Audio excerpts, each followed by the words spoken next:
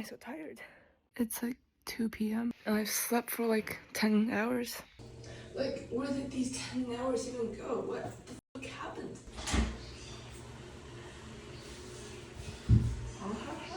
Well, there's something called a sleep cycle. Now that she's gone, we're gonna have so much fun together.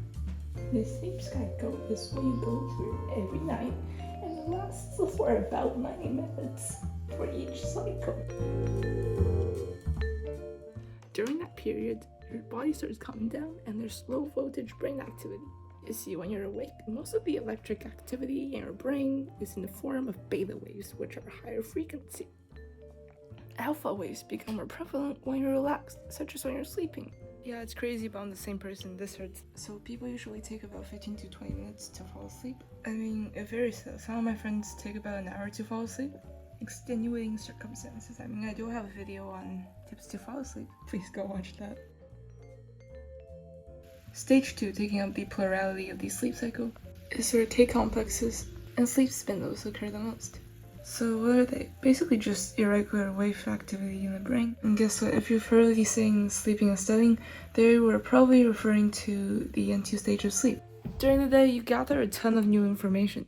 Your brain only has limited storage, and all that data needs to be processed. This is how K complexes and sleep spindles are relevant. Those brief bursts of activity are thought to help with memory consolidation, differentiating what's important and what's not that important.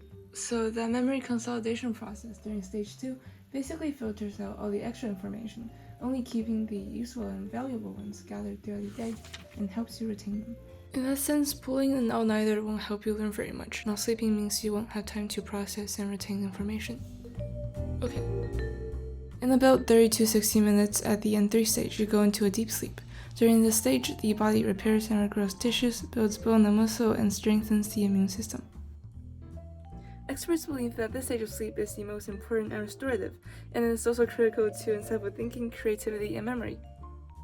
Here's a light way to think about it. N2 sleep is needed for a day before a big test, as that helps with retained memory, while N3 is needed after a long day of exercise, when your body is tired. Also, I'm extremely sleep deprived, and as a side effect of not getting enough sleep, my long-term and short-term memory is just... and sometimes I feel like I can't breathe properly, so getting sleep is pretty important. REM stands for Rapid Eye Movement, and it's the stage where vivid dreaming occurs. Your dreams relate to recent events in your real life because it helps you process your emotions. Research found that REM sleep helps reduce the emotional tone of one's memories. A relaxed state, sometimes like dreaming, also helps with creativity. Fun fact, a very popular song yesterday came to songwriter Paul McCartney in a dream. All my troubles seem so far away. Your sleep cycle can be timed for you to wake up more awake. If you wake up during deep sleep, you'd feel disorientated, whereas you should feel more refreshed waking up after a vivid dream in REM sleep. That's at the end of the cycle, and each cycle takes about 1.5 hours, so 7.5 or 9 hours might be the optimal time to sleep for. And there I go. I hope you learned something, and thanks for putting up with my detached personality.